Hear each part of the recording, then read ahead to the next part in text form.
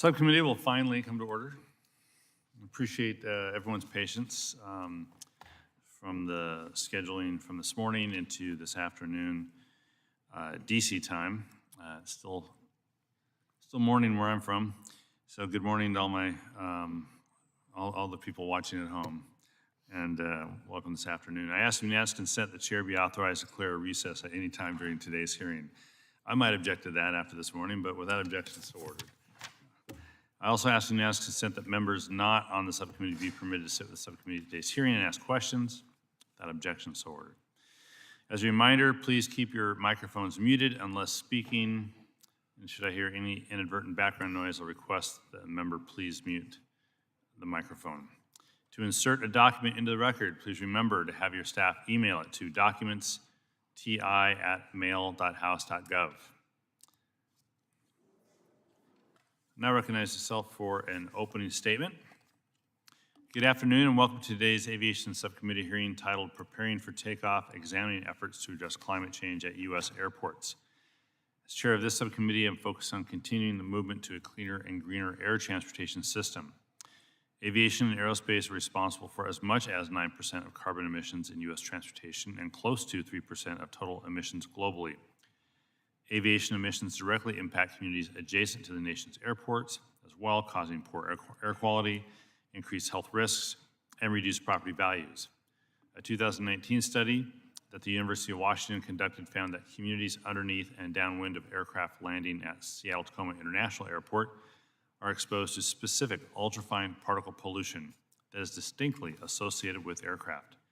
The study also found that affected communities are as far as 10 miles away from the airport itself. In response to global aviation emission projections, the FAA, Federal Aviation Administration, released its first Aviation Climate Action Plan in November 2021. The FAA's plan calls for achieving net zero greenhouse gas emissions in the U.S. aviation sector by 2050 by implementing specific sustainability and environmental measures. Some of these measures already exist. For example, the FAA's next-gen procedures, such as performance-based navigation, are already helping to reduce aircraft fuel burn and create more efficient flight routes. Development of the Climate Action Plan's proposed tools will need the support of Congress. These tools include production and distribution of cleaner fuels such as sustainable aviation fuel, the use of alternative propulsion systems like electrification and hydrogen-powered aircraft, and the adoption of international initiatives like ICAO's Carbon Offsetting and Reduction Scheme for International Aviation, also known as CORSIA. Regarding SAF, I'm working with Representative Nikema Williams on a discussion draft of legislation that would build off of language in the Build Back Better bill and provide federal funding for SAF producers to build or scale up facilities and infrastructure for the production, storage, and distribution of SAF. This discussion draft has input from the FAA and an array of other aviation stakeholders, and I welcome input from subcommittee colleagues to help advance SAF as an emissions reduction tool. As Congress prepares for the next FAA reauthorization bill, the subcommittee must evaluate existing programs and policies aimed at reducing emissions from U.S. airports, while also looking forward to developing new tools to reduce the carbon footprint of the aviation sector. As airport emissions have come into sharper focus, airports themselves have taken steps to reduce emissions. The Airports Council International, or ACI, has adopted decarbonization and resiliency measures such as airport energy efficiency standards, the use of low and zero emission transportation and ground support vehicles, climate risk assessments, and flood mitigation projects, among others. The federal government also supports various initiatives to help foster emission reduction technologies and strategies. The FAA's Voluntary Airport Low Emission, or VALE program, allows airports to use federal dollars to finance low-emission vehicles and related infrastructure, electric gate and gate equipment, and other airport quality improvements. FAA's Continuous Lower Energy Emissions and Noise, or CLEAN program, helps accelerate the development of new aircraft and engine technologies, as well as alternative fuels for use in civil aviation.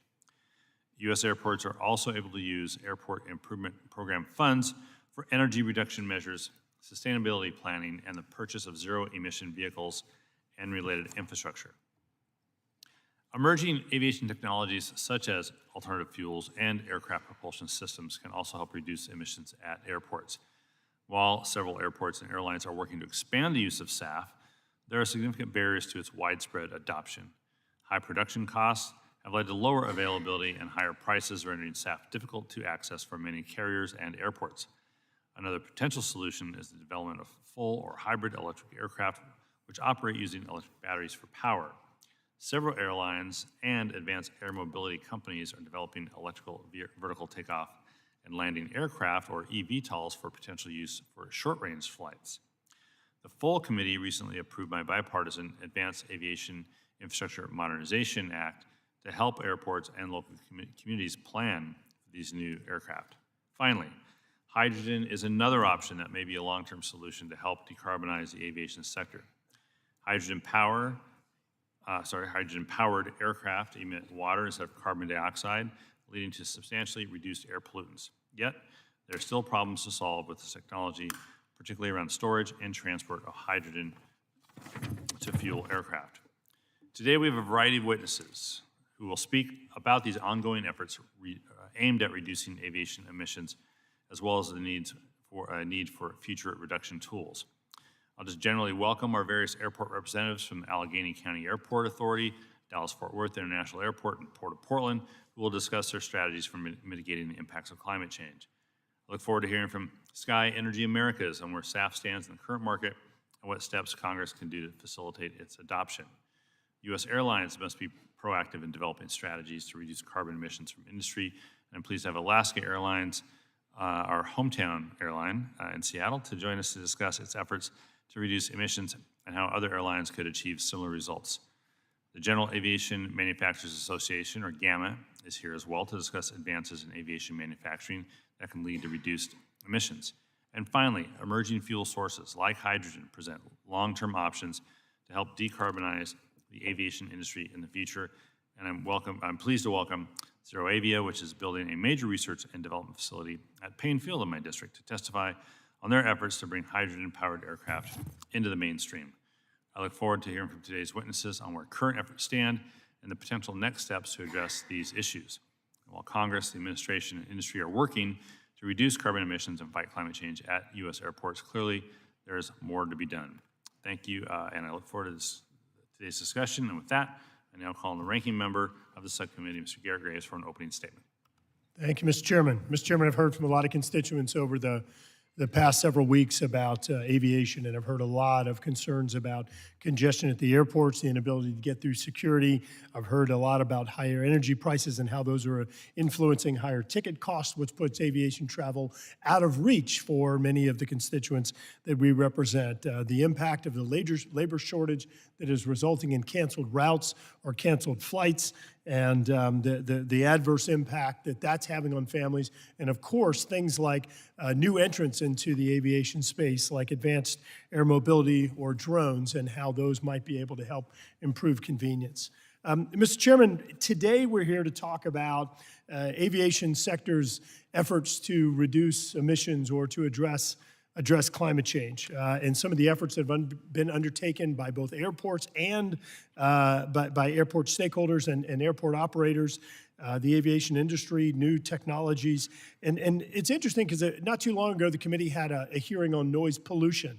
And in that discussion, we talked about how in recent years, we have seen extraordinary reductions or great strides in reducing noise pollution as a result of aircraft, as a result of new engine technology, and as a result of quieter aviation systems. In fact, we talked then about advanced air mobility and drones and how those are going to transform our skies, both from an emissions perspective as well as continuing to move in a direction of lower noise or noise pollution. However, despite the fact that everyone was pretty excited about the rewrite of Part 23, the FAA inexplicably has come in and decided that instead of using that much celebrated rewrite as using it for the process by which we will be certifying advanced air mobility or drones, instead they've come in and totally reversed course, that they've opted instead to do everything in their power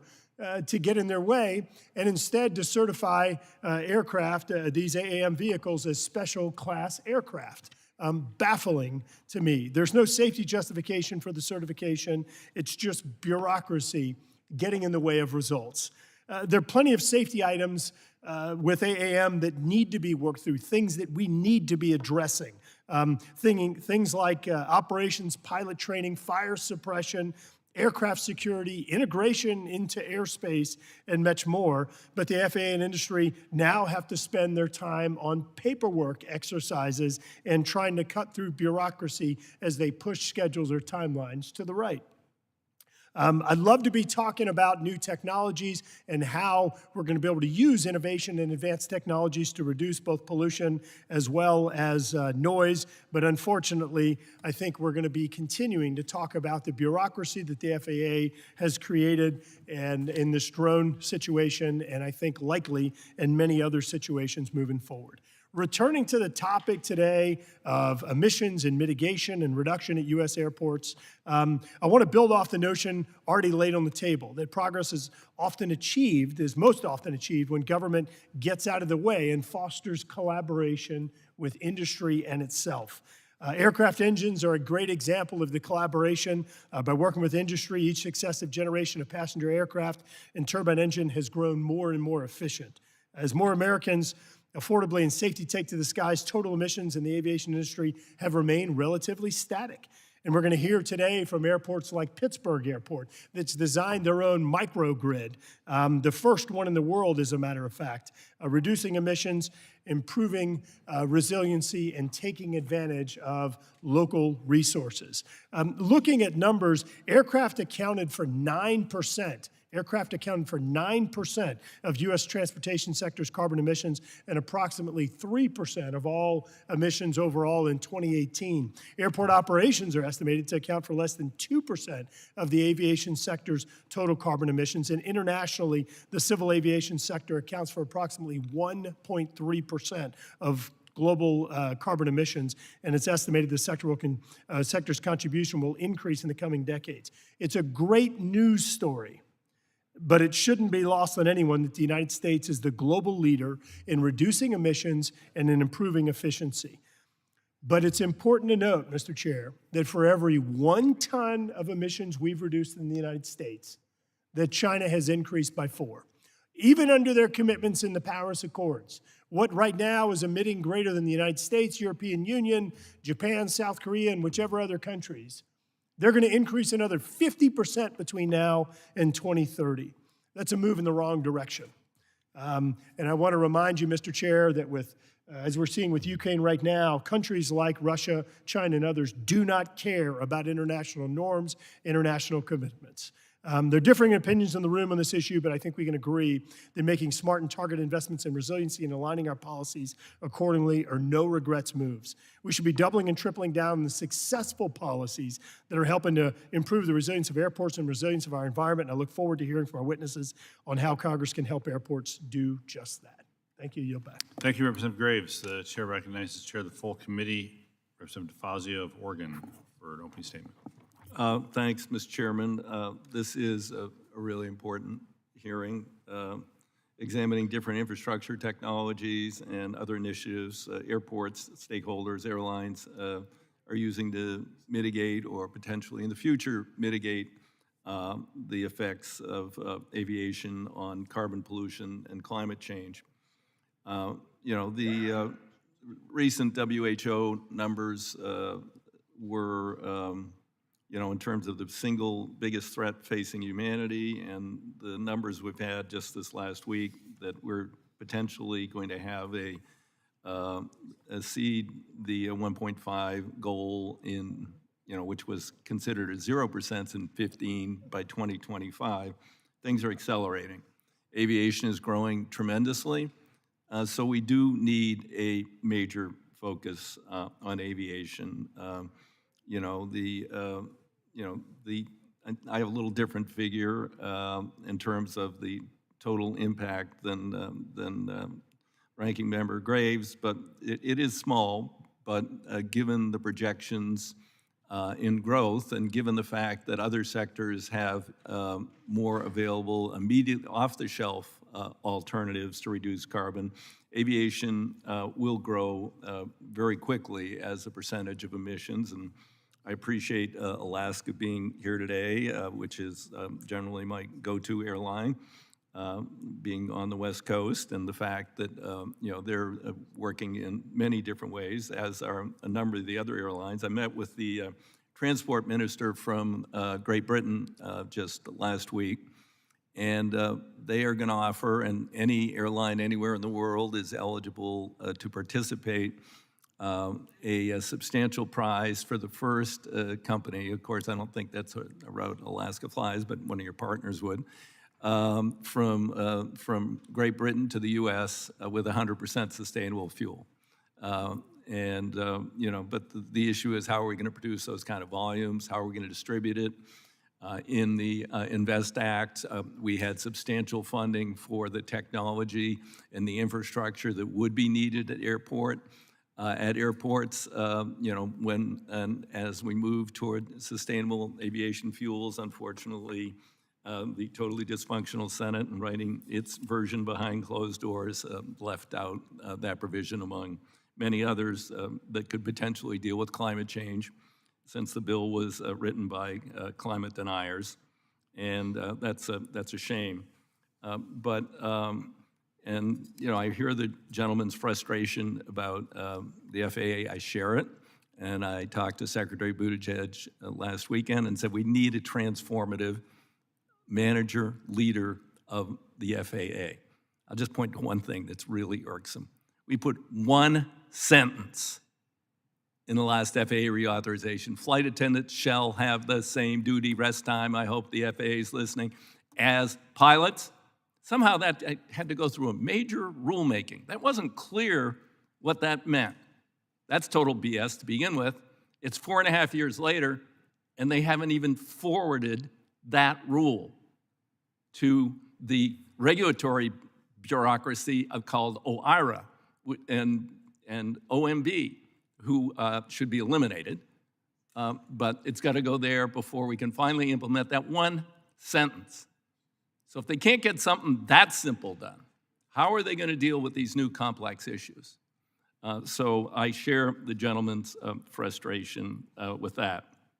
We're going to hear a lot today that's very interesting from the witnesses on what can be done in the air and on the ground to mitigate carbon emissions that are related to aviation. And, I'm excited to hear the testimony. With that, I'd yield back the balance of my time. Thank you, Mr. Chair. I want to introduce the witnesses now for the record. Ann Artizone, who's Vice President Supply Chain for Alaska Airlines. Then we'll hear from Paul Hoback, Jr., Executive VP and Chief Development Officer for the Allegheny County Airport Authority, which oversees developments at the Pittsburgh International Airport. For Robert Horton, I want to turn and recognize Representative Van Dyne to introduce Mr. Horton. Thank you very much. My district is home to DFW Airport, which is a great provider of thousands of jobs in our community. And this is one of the world's busiest international airports and serves as the headquarters of one of the world's largest commercial airlines. And DFW Airport is constantly at the forefront of innovation and leading the passenger experience. It's my pleasure to introduce Robert Horton, Vice President of Environmental Affairs and Sustainability for Dallas-Fort Worth International Airport. He also serves as the Airport Board's Environmental and Sustainability Officer. Robert provides strategic and innovative leadership for DFW Airport's environmental and sustainability programs. He holds a Bachelor of Science and Master's of Engineering degree in Agriculture and Biological Engineering from the University of Florida, and in December 2019, he received the Distinguished Alumni Award. He's been formally recognized amongst trade and industry thought leaders as a champion for rapidly evolving aviation and sustainable operations. And he was selected to serve as a Commission for Alliance to Save Energy's U.S. Commission on Transportation Sector Efficiency for his leadership on environmental and sustainability issues. A proven leader throughout his career with more than 20 years of experience in the aviation and transportation industries, Robert's perspective will highlight the great work being done by DFW Airport. Robert, thank you for taking the time to speak with the committee, and I yield back. Thank you, Representative Van Dyne. We're pleased to have Mr. Horton here. Next, after Mr. Horton, we'll hear from Pete Buntz, the President and CEO of General Aviation Manufacturers Association. Then Jennifer Bees, the Director of Environmental Operations for the Port of Portland. John Plaza will follow. He's the President and CEO of Sky Energy Americas. And then Val Mitnikoff, who's the founder and CEO of Zero Avia. So I want to thank everyone for joining us today. We'll now move to witness testimony. Without objection, witnesses' full statements will be included in the record. Since the written testimony is made part of the record, the subcommittee requests that you limit your oral testimony to 5 minutes. With that, Ms. Artizone, finally, you may proceed. Thank you. Chairman DeFazio and Larson, ranking members Graves, and members of the subcommittee, thank you for the opportunity to appear at today's hearing. My name is Ann Artizone, and I am the Vice President of Supply Chain at Alaska Airlines, headquartered in Seattle. In this capacity, my team and I work across the company to ensure that our employees and guests have what they need to get from place to place and experience an airline that people love. In April 2021, Alaska Airlines announced sustainability goals. Near term, we aim to be the most fuel-efficient U.S. airline by 2025. We've been #1 before, and we plan to be there again. Longer term, we set an ambitious goal to achieve a net zero carbon footprint by 2040. To get to net zero, we set a 5-part path. Operational efficiency. As one example, we're the first airline to use a new software system to help dispatchers optimize flight paths for safety and efficiency. We also look for efficiencies on the ground with our airport partners like Portland and Pittsburgh to support electric ground service equipment and urge Congress to expand programs like VAIL. 2, fleet renewal. We're modernizing our fleet with up to 145 Boeing MAX aircraft, which are 25% more fuel efficient on a seat-by-seat basis. 3, sustainable aviation fuel, or SAF. This should be the immediate focus for carbon reduction in aviation, and I'll talk more about this in a moment. 4, new propulsion technology, such as electric and hybrid electric aircraft, including those using hydrogen. To make this a reality, Alaska announced a collaboration with ZeroAvia. One particularly exciting aspect of this project was the potential to take existing aircraft and adapt to hybrid or zero emissions technology, as we need solutions that can build on existing aircraft fleets and infrastructure and make practical sense for the industry as a whole. And 5, carbon offsets. They play a role in our strategy, but we see them as a short-term solution. They'll be necessary depending on the pace and scale of our other efforts. We are focused on building a strategy for offsets that are credible, certified, and have offsetting capacity. But more about SAF.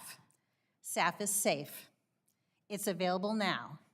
We don't have to make any changes to aircraft. It's certified drop-in fuel that meets all jet fuel standards. It's also effective. SAF reduces carbon emissions by as much as 80% on a life cycle basis. With aviation's reliance on liquid fuels continuing, SAF is the critical lever the industry must use over the next several decades. But there are obstacles we need to work through, and here's where we need your help. There's limited availability. We're proud of the SAF partners we have today, including Sky Energy, but the reality is SAF availability is well below 1% of total fuel demand. Cost parity. We need SAF to be commercially viable, meaning cost competitive, appropriately scaled, and reliably supplied. Cost and scale are the big challenges. SAF can cost 2 to 6 times more than conventional jet fuel. Simply put, the economics of SAF don't work yet. Alaska strongly supports those advocating for the SAF Blenders Tax Credit to be the foundational federal incentive policy. A meaningful SAF-specific tax credit is necessary to encourage investment in the sector, but also to eliminate the existing disincentives for SAF production versus other petroleum-based fuels, namely renewable diesel. Lack of infrastructure. Alaska also supports the Aero Act to create a grant program at DOT that would provide funding to enable SAF producers to construct facilities and scale up operations for production, transportation, and storage of SAF. Lack of equitable access, which is crucial to scaling a stable supply. Public policy and positive incentives should support airports across the country, provide equal access to SAF fuel to all carriers, as well as encourage supplier diversification. Creating a robust domestic SAF market will benefit our nation's energy independence and create jobs across the country. In conclusion, Alaska Airlines is fully committed to this path. Sustainability is built into our values and is part of our commitment to communities. But we also know it's not possible on our own, and that's why we have articulated a long-term vision. But public policy is absolutely critical to enable the biggest steps forward to decarbonize aviation, particularly SAF. With that, I look forward to your questions. Thank you very much. I'll now turn to Mr. Paul Hoback, Jr. of the Allegheny County Airport Authority. Mr. Hoback, you're recognized for 5 minutes. Good afternoon, Chairman Larson. Thank you so much. And good afternoon, Ranking Member Graves and members of the Aviation Subcommittee. My name is Paul Hoback. I'm Executive Vice President and Chief Development Officer at the Allegheny County Airport Authority, which operates Pittsburgh International Airport. We are a medium-sized hub airport with growing passenger traffic that reached nearly 10 million passengers in 2019. Likewise, our cargo operation has grown dramatically over the past several years as an alternative to congested large gateway airports. Our airport sits atop 8,800 acres of land and is among the largest airport campuses in the country. It enables us to be an economic driver for our region while providing opportunities to innovate. Thank you for this opportunity to speak to you today about the efforts to address climate change at airports. We know that the industry, like so many, needs to change. And at Pittsburgh International, we are leading the way through both broad and focused efforts. For us, the biggest is the installation of the world's first airport microgrid that makes us entirely self-sufficient for power generation while significantly decreasing our carbon footprint at the same time. After seeing the impact of power failures at other airports, we identified 4 goals for this project: to improve airport resiliency and reliability, support our sustainability goals, lower our electricity costs, and support the local natural gas industry. We discovered the best way to do this was through an airport-wide microgrid powered by natural gas and solar energy. Our microgrid began operation in the summer of 2021, and the effects were immediate. The 23 megawatt microgrid serves as the primary electric power source for the terminal and airport campus.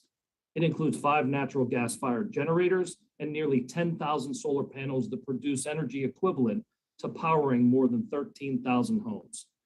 Any excess power not used on site is exported to the grid. By utilizing cleaner energy versus importing it from the grid, our microgrid provides a yearly carbon reduction of over 8 million pounds, the equivalent of eliminating 9 million miles driven by passenger cars. The solar array is constructed atop 8 acres of an old landfill site, a practice the Pennsylvania Department of Environmental Protection is looking to duplicate in other parts of the state. We are in plans right now to double the number of solar panels in the very near future by maximizing the available space used for solar on this landfill. We understand the decarbonization goals within our industry, and we are fortunate to be able to tap into a natural resource of our campus where we have 14 Marcellus shale wells. We recognize that the industry must move incrementally, primarily due to safety and cost factors, and we view natural gas as a transitional step that will propel the aviation industry into the future. As for the focused steps toward our goals, we make them everywhere. We are one of a few airports in the country with apiaries, ours with 200 colonies housing over 6 million bees, as we contribute to rebuilding the honeybee population across thousands of acres of airport land. We also house an innovation lab in partnership with Carnegie Mellon University, our X-Bridge, where we are testing sustainable technologies to improve efficiencies in our airport. While others in the industry may have slowed down in the face of the pandemic, we kept moving forward. In the fall of 2021, we broke ground to reshape the future of travel in our region through our terminal modernization program. Our 30-year-old facility, built to serve one major airline as a hub, will be right-sized and better aligned to meet the needs of the over 2 million people who call Pittsburgh home. We will reduce long-term costs through operating and maintenance efficiencies. Our new terminal, the first to be designed in a post-pandemic world, will be built by Pittsburgh. 81% of the construction contracts have been awarded to local companies that will utilize locally sourced and fabricated materials like steel, concrete, and wood. Sustainability will be a key focus of the new facility into the future. The new facility will feature outdoor terraces, both pre and post security, to ensure access to fresh air for our passengers and employees. During construction, a minimum of 75% of waste generated will be recycled and reused, including concrete from existing airfield ramps that will be reused for new roads. Additional plans include rainwater harvesting, other water conservation efforts, and many more sustainable initiatives. Airports play a valuable role in transforming the aviation industry through broad and focused initiatives. At Pittsburgh International Airport, we are leading the way through innovation and would welcome others to join us on that journey. I appreciate the opportunity to appear before the subcommittee today. I look forward to answering any questions you may have. Thank you so much for your time and for all that you do. Thank you, Mr. Hoback. I now recognize Robert Horton of DFW. Mr. Horton, you're recognized for 5 minutes. Thank you. Good afternoon, everyone. Congresswoman Van Dyne, thank you for the kind introduction. Chairman DeFazio, Chairman Larson, Ranking Member Graves, and members of the subcommittee. I appreciate the opportunity to testify about sustainability and resiliency programs at Dallas-Fort Worth International Airport. DFW's history of leadership on climate action has positioned the airport to articulate the unique challenges U.S. airports face. In 2016, DFW became the first carbon neutral airport in North America and one of 70 airports globally. Only 3 U.S. airports have achieved this distinction. Then at the UN COP26 event in Glasgow last November, we announced an ambitious goal of achieving net zero emissions by 2030, 2 decades ahead of the industry target. Our holistic approach to sustainability complements business performance. For example, without purchasing 100% of our electricity from renewably generated sources, electricity would represent the largest component of our carbon footprint. So when we transition to purchasing renewable electricity, we leverage innovative procurement methods to reduce electricity costs and our carbon footprint. The largest remaining component of our carbon footprint, almost 2/3, is facility heating, from using natural gas boilers to heat our terminals. We developed plans for a new electric central plant, utility plant, that formed the cornerstone of our roadmap to net zero and address our top emission source. Another significant component of our carbon footprint is our fleet, including 700 gasoline, diesel, and compressed natural gas vehicles. Last August, DFW deployed the first electric airside buses. In addition, we accessed FAA zero emission vehicle and infrastructure pilot program grants to continue transitioning to electric vehicle alternatives. Access to FAA's VAIL program discretionary grants support our decarbonization initiatives and those of our airline partners by increasing electric charging infrastructure. Societal demands for airports are likely to surge in the coming years, especially in the fastest growing metropolitan area in the nation. In addition, the broad demand for mass electrification at airports may pose new and uncertain operational challenges. This is why funding research on stress testing for resilience is imperative to help identify the potential for cascading failures, risks, and impacts, and enhance resilience. Advancing resilience through stress testing allows airports to bounce forward and improve operations in an increasingly complex and threat-diverse world. So as critical economic hubs within our broader communities, investments in sustainable infrastructure at airports should demonstrate downstream benefits to other connected utilities, companies, and communities at large.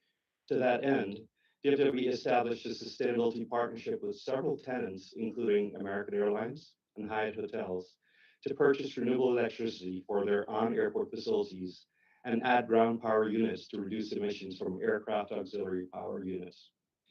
Today's investments in research and development can accelerate airports' ability to achieve their long-term decarbonization and resilience goals.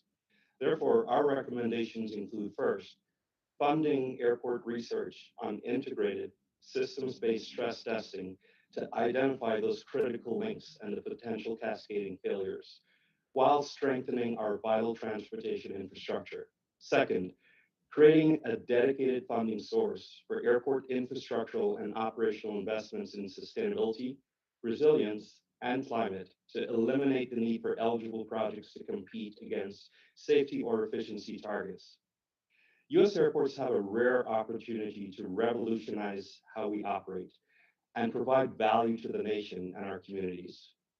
So we must continue to innovate and invest in a sustainable future. Thank you for the opportunity to testify before the committee. I look forward to your questions. Thank you, Mr. Horton. I now turn to Pete Buntz, President CEO of General Aviation Manufacturers Association. Mr. Buntz, you're recognized for 5 minutes. Chair Larson, Ranking Member Graves, Chair DeFazio, and Ranking Member Sam Graves, and all the committee members. Thank you for having this opportunity to present in front of you. In my whole time at GAMA, now over 17 years, I've never seen an issue that binds all the civil aviation industry together as sustainability does. We all recognize that our industry is dependent upon getting this right.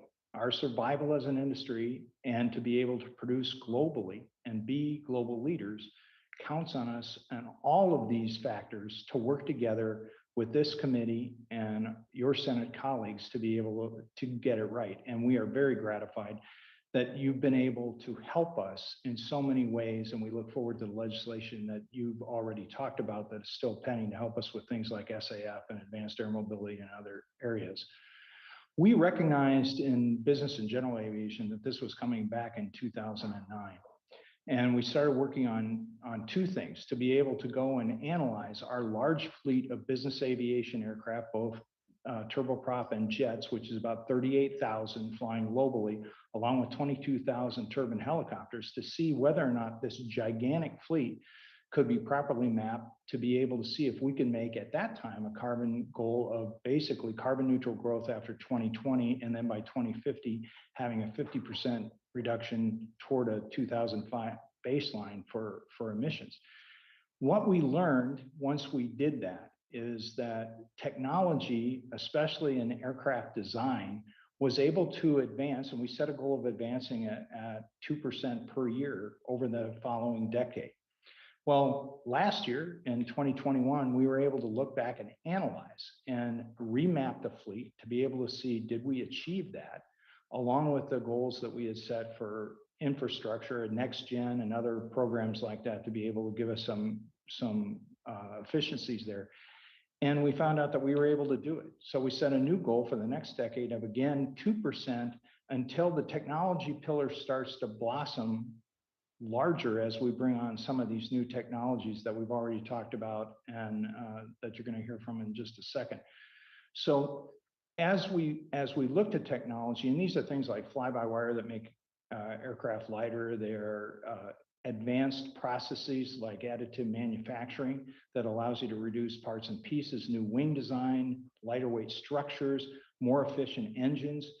All of that, of course, is dependent upon the certification process at the FAA and other global regulating bodies and ability to validate those products back and forth. And that's why all of your comments about how critical the certification pathway is and also validation is the lifeblood of being able to have technological advancements in the industry.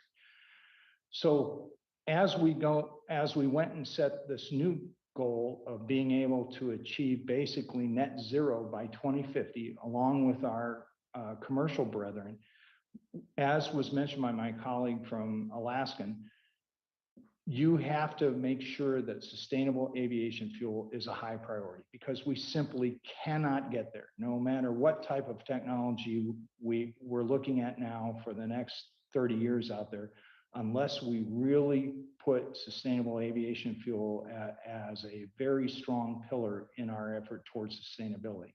And we have to do other things. We have to be able to provide electric battery storage capability at airports and allow for the grid to be able to power some of these new aircraft out there, and also to be able to develop our hydrogen infrastructure all over the planet, but especially in the US and Europe, to be able to go and utilize these new technologies. So there's a lot of work in front of us, but again, SAF is a huge pillar for that, and we definitely thank the committee for focusing on that. I'd also like to commend the committee for what you all did on the Advanced Aviation and Infrastructure Modernization Act that's moving forward, and then congratulate all of you for the passage of the Advanced Air Mobility Coordination Leadership Act. Because as we saw with 5G, If the FAA isn't leading coordination between federal entities, we're not going to get this right. And that legislation was extremely important. So I commend the committee, look forward to continuing to work with you, and I look forward to your questions. Thank you very much for your testimony. I appreciate it. Now I want to turn to Jennifer Bees, the Director of Environmental Operations for the Port of Portland. Ms. Bees, you're recognized for 5 minutes. Chairman DeFazio, Chairman Larson, Ranking Member Graves, and members of the subcommittee, thank you for convening this important hearing. My name is Jennifer Bees, and I'm the Director of Environmental Operations for the Port of Portland. Climate change represents one of the most important challenges for my generation and for generations to come, and I'm grateful for the opportunity to share with you the work we're doing at PDX, as well as what more is needed to help us achieve our collective goals. The port owns 3 airports, 4 marine terminals, 5 business parks, and operates dredge equipment to maintain the navigation channel of lower Columbia and Willamette rivers. PDX International Airport is the largest commercial airport in Oregon and Southwest Washington, serving nearly 20 million passengers in 2019. As we look forward to a full recovery and continued growth of air travel post-pandemic, we must do so in a responsible manner. The evidence of climate change in Oregon is clear. Portland and the region we serve have experienced unprecedented weather events. Portland is in the midst of the wettest spring on record. It snowed in mid-April, and last June we experienced 117-degree heat. Unprecedented summer heat waves have also spawned wildfires burning millions of acres. It's past time to get serious about this threat to our existence. We believe that significant investments in infrastructure must prioritize projects that increase resilience in the face of extreme weather events and natural disasters, and address environmental and social inequities, all while decreasing dependence on fossil fuels.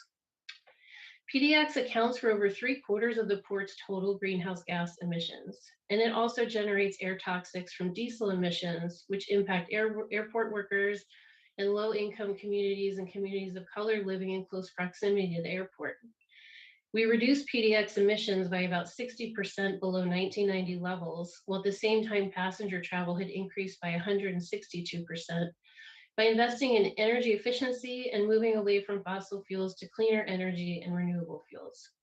Significant emission reduction projects completed to date include transitioning diesel-powered vehicles and equipment to renewable natural gas and renewable diesel, incorporating state-of-the-art energy efficiency design into our headquarters building, airport-wide energy efficient lighting upgrades, and installation of preconditioned air and ground power units on all loading bridges. Moving forward, the port is prioritizing 4 strategies to achieve additional meaningful greenhouse gas emission reductions, address environmental justice inequities, and invest in regional resiliency. Sustainable aviation fuel, or SAF, is one priority. We support a blender's tax credit, but additional funding is necessary to support modifications to infrastructure, including the off-airport last-mile facilities needed to receive, blend, and deliver SAF to PDX. Electrification of diesel-powered ground support equipment is another priority. We've made great strides in making the terminal plug-in ready, and we're partnered with California Airport Council and several California airports to develop carbon intensity values needed to participate in our state clean fuels program. These program incentives will support our airline partners in transitioning to electric ground support equipment. Lastly, we need to secure funding for 2 major projects: a ground source heating and cooling system in our terminal, which will reduce the energy use per square foot by 54%, and a seismically resilient runway that would establish a lifeline for the western, most highly populated part of Oregon to deliver aid and support recovery efforts after a cataclysmic earthquake. In conclusion, the port has accomplished a lot already, and we're highly motivated to do more, but we need help. Airports are faced with a dilemma regarding AIP funds. We must first address the backlog of deferred asset renewals to maintain safe and effective functioning of the airport. This leaves limited funding available for transformational projects to meet our responsibilities as a public agency in addressing climate change, environmental justice, and regional resiliency. The bipartisan infrastructure law is a huge step forward, but the need far outweighs available funding. Climate change has created an urgency to quickly transition away from fossil fuels and better prepare for natural disasters before it's too late. We stand at the ready to work in partnership to pave the way towards a more resilient, sustainable, and equitable future for U.S. airports. Thank you to subcommittee members for convening this hearing and for your continued work on these important matters. Look forward to answering your questions. Thank you very much for your testimony, and I'll turn to Mr. John Plaza, President and CEO of Sky Energy Americas. Mr. Plaza, you're recognized for 5 minutes. Good afternoon, Chairman Larson, Ranking Member Graves, and members of the Aviation Subcommittee. My name is John Plaza, and I appreciate the opportunity to tell you a little bit more about our focus on sustainable aviation fuel. I'm the CEO of Sky Energy Americas, and we are focused on, as I mentioned, really bringing scale to the new industry of sustainable aviation fuel, and the opportunity that we have in front of us as a country is quite exciting. I've been involved in aviation for over 40 years and have been leading the development of sustainable aviation fuel, or SAF, since 2006. I'm excited to discuss the role that SAF can play in decarbonizing aviation and enhancing energy independence for our nation. I also want to thank this committee and you, Chairman Larson, for your continued leadership and support of domestic renewable fuels production, specifically in this hard to decarbonize industry. At Sky Energy, we're a team of industry-leading professionals who build and develop commercial-scale SAF projects. Our planned facilities in North America will increase SAF supply for a network of aviation users, including both U.S. airlines and our U.S. defense needs. Critically, Sky Energy is committed to sourcing SAF from waste-based feedstocks that achieve at a minimum an 80% reduction in greenhouse gases over traditional petroleum jet fuel.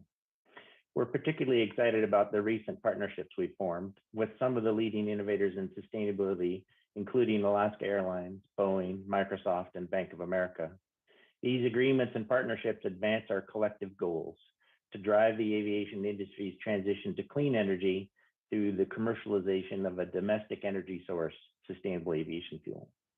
As we all know, aviation is essential to modern life. Flying has been my lifelong passion. I started really obsessing about airplanes at the age of 5, and by the time I was 18, I was learning how to become a commercial pilot and flew for over 20 years. I've flown everything from bush planes in the remote parts of Alaska to Boeing 747s. My time as a pilot has provided me with some key insights in how aviation can grow sustainably. The amount of fuel required to power an aircraft is immense, as are the emissions that result from burning fossil-based jet fuel. In addition, without timely action, the aviation sector's emissions footprint could grow from 3% to 27% of the global carbon budget by 2050 due to the electrification of on-road transportation and other solutions. In 2004, I retired from the airline industry to start a biodiesel company called Imperium Renewables, located in Washington State. We built one of the world's largest commercial scale biodiesel facilities in rural Washington, Hoquiam, in 2007. In 2008, we also produced the very first volume of sustainable aviation fuel used in a landmark demonstration with Boeing, Virgin Atlantic, and General Electric on a 747, showing that an airplane really truly could fly on something besides petroleum jet fuel. The market and political landscapes around SAF are much different today than they were 14 years ago. Demand for SAF has skyrocketed as companies across the U.S. economy seek to foster greater sustainability. I'm also thrilled and thankful for the attention that U.S. policymakers, and this subcommittee in particular, have focused on our nascent industry. With the right policies in place, SAF can achieve scale quickly and in a manner to both increase volume and decrease costs. A number of these actions can be met through this subcommittee. In addition to reducing emissions as much as 80%, a robust North American sustainable aviation fuels industry would attract private sector investment and create jobs, especially in rural America or communities throughout the nation that need these sort of innovative opportunities. Ensure nationwide energy security by creating domestic fuel supply chains. And finally, help stabilize fuel prices by reducing the U.S. reliance on volatile global markets as we see today. To be clear, SAF is not the only means to achieve net zero by 2050, but it is a tool for fostering job growth and economic security and energy security today while meeting the goals of the aviation sector. Congress can champion 3 policies to support SAF and capture its economy-wide potential. First, Congress should advance the Bipartisan Sustainable Fuels Act. This is a critical blender's tax credit that would help reduce the cost. Second, Congress should create a SAF infrastructure grant program like the Senate's Aero Act. And finally, Congress should support the administration's Saf Grand Challenge, a whole of government effort to reduce the cost and expand the SAF supply. Thank you for the opportunity to participate today, and I look forward to questions as we continue the discussion. Thank you, Mr. Plaza. Good to see you again. And finally, we have the founder and CEO of Zero Avia, Val Mintikoff, and you're recognized for 5 minutes. Thank you, Chairman Larson, Ranking Member Graves, and members of subcommittee. Thank you for the opportunity to speak with you today. My name is Val Mintikoff. I'm CEO and founder of Zero Avia. We're a U.S. headquartered leader of sustainable aviation powertrains that we built for commercial aircraft. And it's my privilege to speak to you today about airports and aviation sustainability. I started the company in 2017. I'm a pilot myself, rotorcraft, fixed wing, really passionate about aviation. And the reason we started the company was to, of course, address the growing challenge of climate change that was already mentioned in this forum. Health outcomes were already mentioned within the certain distances of the airports. 3% today of the carbon emissions worldwide. But of course, aviation climate impact is not just about carbon. We also have high altitude particulate emissions. We have high altitude NOx emissions. We have high altitude, high temperature water vapor. And as been mentioned already before, these types of pollutants may result in significant increase of the total climate impact on top of the CO2 alone. And it's not inconceivable to see that aviation may become up to 50% of total human climate impact in the business as usual trajectory if nothing is done and all of these components are recognized and the rest of the industries are cleaned up. So Zero Avia was set up to address this problem. We focus on large fixed wing aircraft. We've looked at all the technologies early on in terms of how to solve it. We decided that batteries are too heavy, hybrid electric is too incremental, biofuels cannot really scale to full 100% of aviation. Synthetic fuels start with green hydrogen, so therefore we thought that going after hydrogen combustion or hydrogen electric would be the most efficient way to move aviation to a clean future in the long term. So out of those two, hydrogen electric or hydrogen fuel cells are the most efficient way to address the problem. And they can really scale to large size of aircraft. So we focus on hydrogen fuel cells, zero emission, long range, low cost.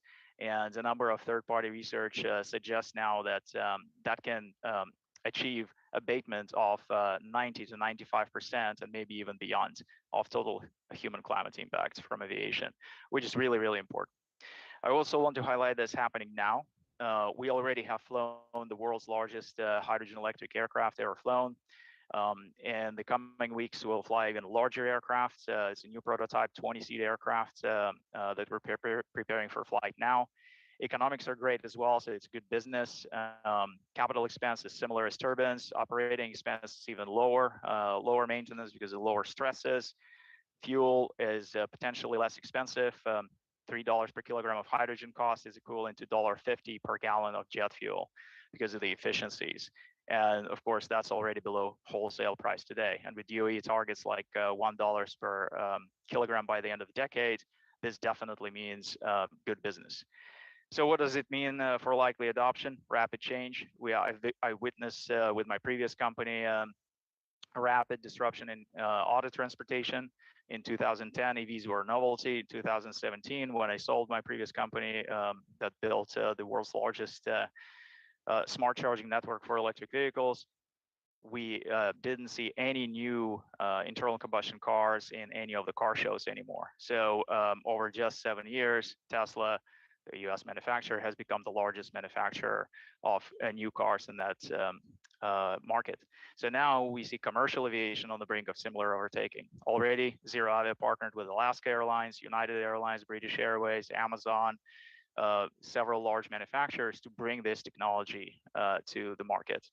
Infrastructure is needed and possible as well, and that's where we get to the airports. It is entirely possible to support this aviation undertaking with on-airport fuel production, and we need the infrastructure programs that would support that.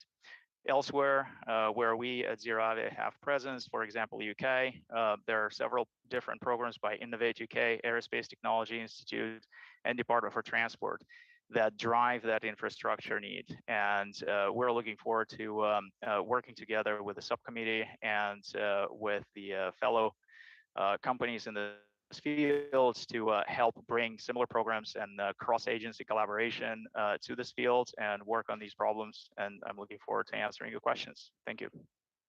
Thank you. Thank you. All the witnesses have given us great food for thought. We're going to move to questions now. And I'm going to start by recognizing the chair of the full committee, Representative Pete DeFazio. Thanks, Mr. Chairman. Ms. Byes, Portland,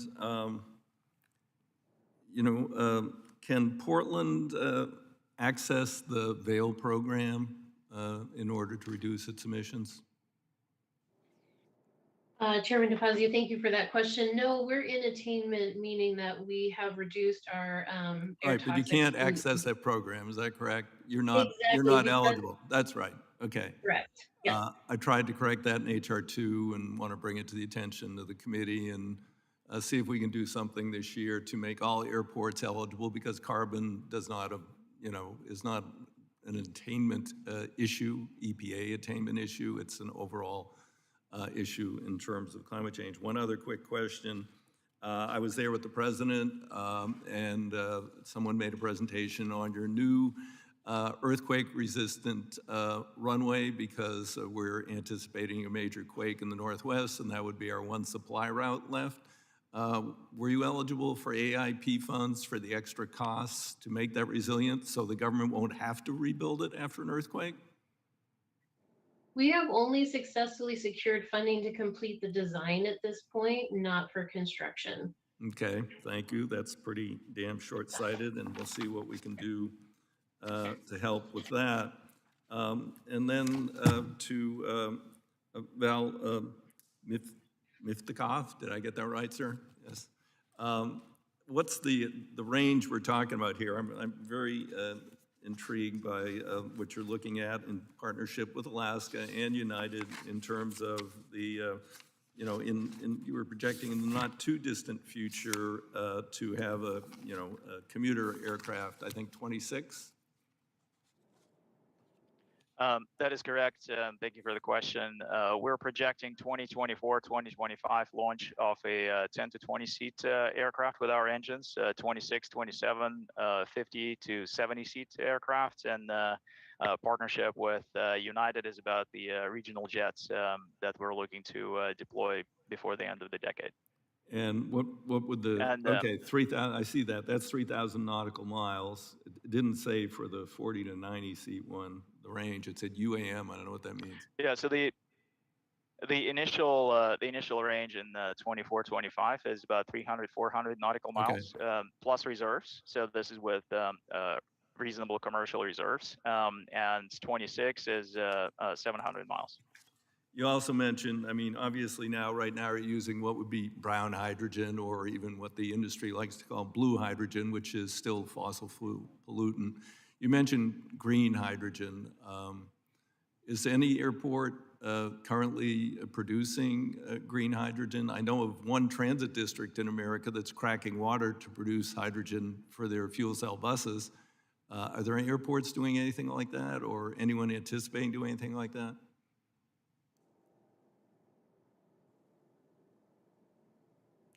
Okay, I guess we lost them there somewhere.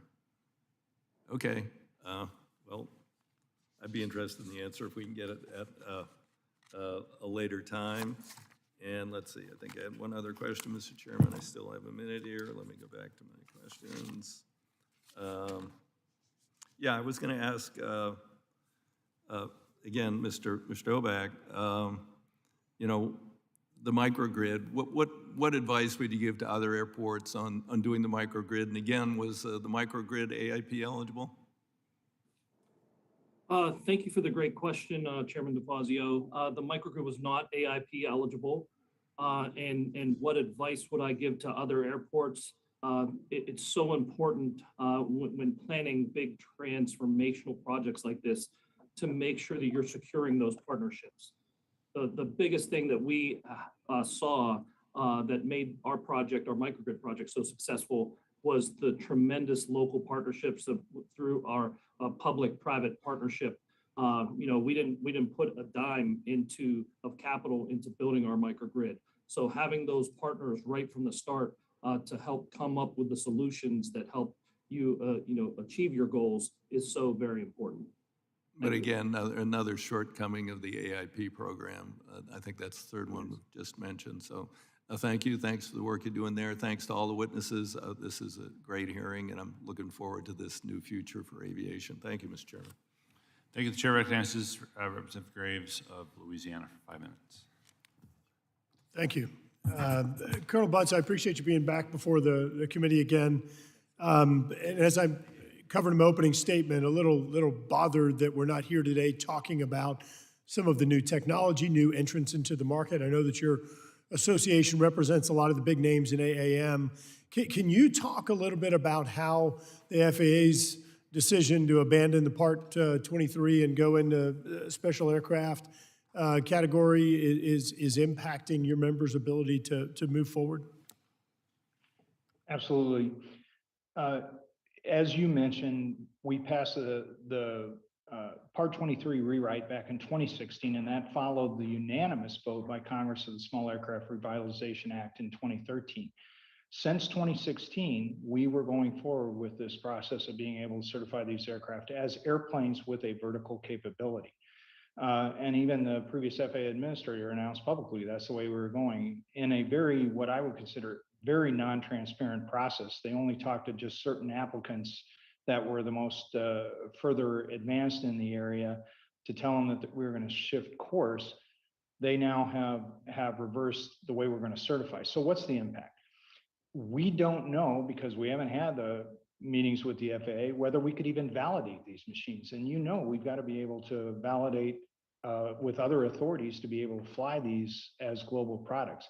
But the other thing, and I heard your frustration as well as Chair DeFazio's frustration, it does concern me about rulemaking, because in the previous path, we were going to go under some deviations and waivers until a rule was done. Now, if there's not going to be a delay, we've got to hold the FAA to their word that there won't be a delay, and they have to pass what's called an SFAR, which is Special Federal Aviation Regulation.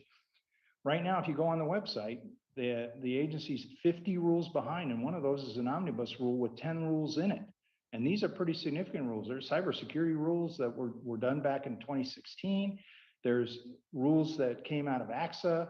There's also rules on just flight training, the way we do flight training in this country. And so we've created this funnel, and for us to be able to meet the timelines we want with advanced air mobility, something has to give. We've got to get through this process very quickly. So with a 2-year timeline to be able to get these machines in the air, the FAA has a lot of work to do, and we hope that you will help us hold them accountable to work their processes and make some changes so that we can get through the system. Sure. And Colonel, look, we're excited about the conveniences and the advances that the new technology provides, but if the approval system is going to be the throttle, then we're going to run into some pretty significant problems in regard to being able to realize those benefits. Mr. Hoback, appreciate you being here and with us today and covering some of the efforts of the Pittsburgh Airport. Obviously, what you're doing with the microgrid is amazing, not just powering airport operations, but also a hotel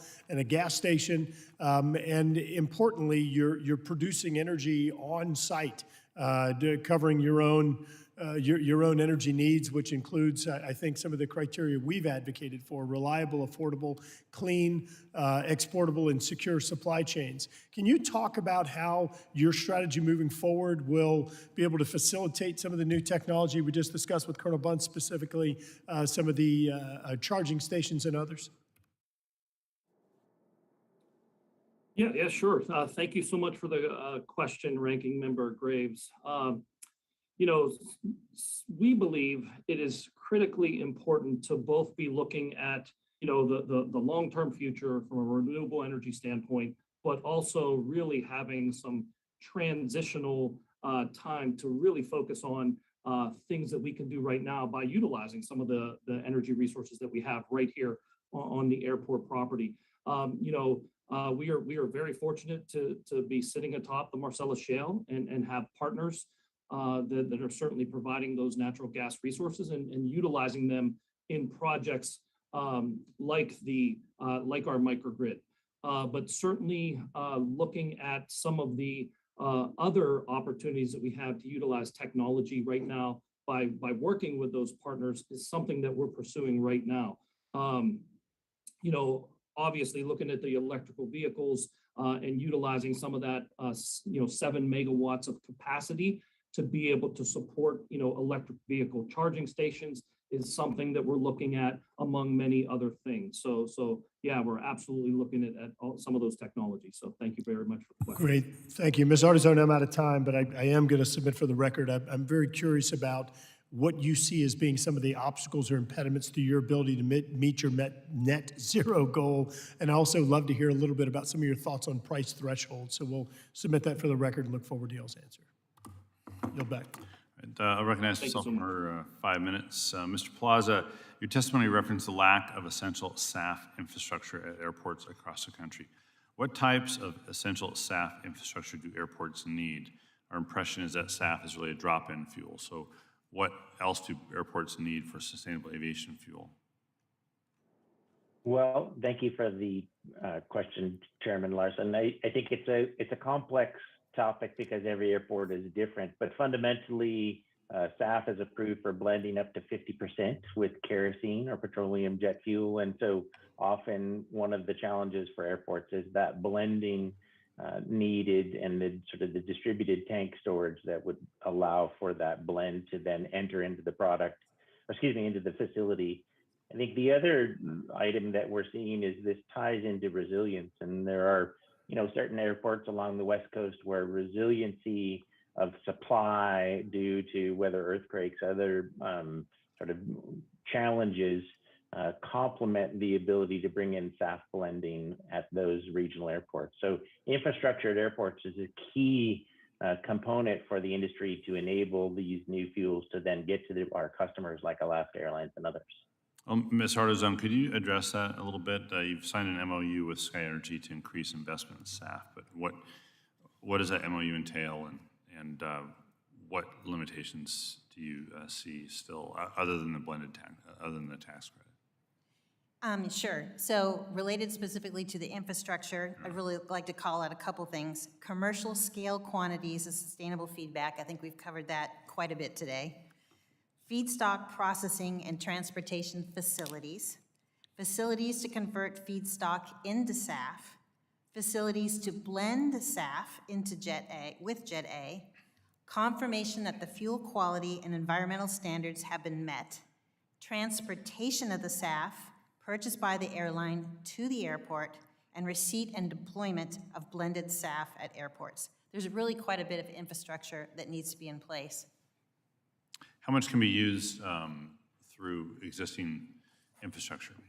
I mean, right now, Jet A is delivered by, refineries through pipelines to Seattle Tacoma International Airport, as a for instance. So for one thing, we're gonna need everybody to produce SAF, not just folks that are dedicated to new forms of biomass, but we're gonna need traditional fuel suppliers to get into the SAF business if we're gonna meet demand. Knowing that we have an existing infrastructure today is fantastic. We can use a lot of it, but because we'll have geographic diversity, it means we're gonna have new forms of infrastructure to supply that to airports, particularly if we wanna get to the smaller airports. One thing I want to really call out is, to me, SAF is it's like the Triple Crown. It's going to have economic advantages because it's going to produce jobs, because we're going to see an explosion of the market. It's going to provide energy security, and lastly, substantial greenhouse gas emissions reduction. So, Triple Crown. Thanks. Mr. Horton, Can you explain a little bit more for me, and maybe it's in your written testimony in more detail, what you have meant by stress testing for resilience and why that's important? Yes, thank you again, Chairman Larson. Stress testing for a lot of us in the industry focus on stress testing through tabletop exercises and other measures that are designed to really think through how an event cascades. What we're really looking at when you look at modern research or current research on resilience, there needs to be an emphasized focus on recovering quickly and adapting to changes. So the stress testing is really designed to determine how potential failures can cascade through an airport system. We know that the airports are very complex systems, and they have a lot of dependencies that link each component together. So our desire is to again put more emphasis on conducting the stress testing, much like the financial industry has seen, so that we can uncover some of those critical links. What would you determine are the causes of the stress test? I'm sorry. What are the causes of those links breaking up according to the tests that you have done? So some of what we've seen is that our industry has prioritized, and justifiably so, safety and efficiency, but not really an in-depth focus on resilience, on the recovering quickly. And so, when you harden those systems from a risk perspective, you're looking at preventing the systems from failing because the consequences can be catastrophic. But in resilience thinking, the idea is to, again, as I mentioned before, allow you to preserve a critical function. One of the things we learned through COVID is that the role of the airport is continuing to increase in importance. And when people weren't flying, we did see that, we were shipping freight and critical supplies around the world. So again, hardening to prevent failure is not as beneficial as enabling resilience capabilities. Thanks. I'll now recognize Representative Kahele from Hawaii for 5 minutes. Aloha, Chair Larson, Ranking Member Graves, mahalo for holding this hearing to discuss this important issue ahead of the Aviation Subcommittee today. As a lifetime pilot, I also share the Chair's enthusiasm with sustainable aviation fuels. The state of Hawaii, isolated in the middle of the Pacific, is dependent on air travel. As a result, Hawaii is trying to do its part by focusing on reducing its dependency on fossil fuels and exploring various avenues to reduce greenhouse gas emissions. Currently, nearly 1/3 of the energy consumed in the state of Hawaii is used for jet fuel, which is a higher proportion of petroleum consumption than any other energy sector in islands. As the state moves towards sustainable aviation fuels, this will allow our state to reduce fossil fuel impacts on the environment, improve the health of the state's communities, and provide sustainable new business opportunities. This measure will shift the state towards sustainable aviation fuels, and I believe develop and establish new economic opportunities, creating jobs and establishing a sustainable aviation fuel program in the state to fuel the large number of domestic and international aircraft that operate in transit the Hawaiian Islands each and every day. My question is for Mr. Plaza. Last year, the Biden administration launched the Saf Grand Challenge, which aims to reduce aviation emissions by 20% and produce 3 billion gallons of SAF annually by 2030. What would your recommendations be to help ensure this effort can support newer SAF developers for places like Hawaii, where we have a tropical environment, we have and can grow an abundance of biomass feedstock, we have the potential for hydrogen, and we need to make the necessary investments to scale SAF production in Hawaii? How would we do that, Mr. Plaza? Thank you, Congressman. I'll give you a short answer, and we'll follow up certainly with more details, because I think you bring a really important point to the table. How do communities like Hawaii sort of prosper in this new area? Fundamentally, the Saf Grand Challenge requires a continuation of focus on tax credits, as we've talked about. I won't belabor that point anymore, other than say there's wide scale support for the BTC, or the Saf Blenders tax credit. That's a key enabler. The other component that I think is worth mentioning, which is not necessarily in the committee's sort of focus, but it's the recognition that programs like the Renewable Fuel Standard, which support the development of clean fuels, need to embrace these new solutions, such as hydrogen as a source for energy for the production of sustainable aviation fuel, such as new feedstocks like renewable natural gas that we're focused on. So today, the only fuel that is approved for the program under the RFS are crop-based fuels. And as we all agree, those are limited in scale, and we really need to focus on these new solutions. So I think Hawaii can be a meaningful participant in this space. You do have the resources that can enable these new technologies, like companies that are here today are talking about, whether that be sustainable aviation fuel and or green hydrogen. And I think it's a really exciting opportunity, but we do need leadership and new policy, both from the tax side as well as the regulatory side under EPA. Thank you. Mahalo, Mr. Plaza, and I'll yield back the remaining balance of my time. Thank you, Mr. Chairman. All right, thank you. Chair recognizes Representative Balderson of Ohio for 5 minutes. Thank you, Mr. Chairman. And I know the ranker, Mr. Graves, talked about this, but I'm really fascinated with this. So this is for Mr. Hoback on your Pittsburgh International's energy production apparatus that you have there. Your airport has the world's first microgrid that is entirely self-sufficient. What are the changes you have seen in cost and reliability for the airport's energy supply since implementation of on-site natural gas and solar energy production? Yes, so thank you so much for the question, Mr. Representative. We've seen significant changes. In this first year of operation, we have saved over $1 million from our previous electric bills, which is significant and amounts to over 12% of our total costs to operate here. From a resiliency standpoint, we're completely off the grid. So the actual electrical grid is our backup power.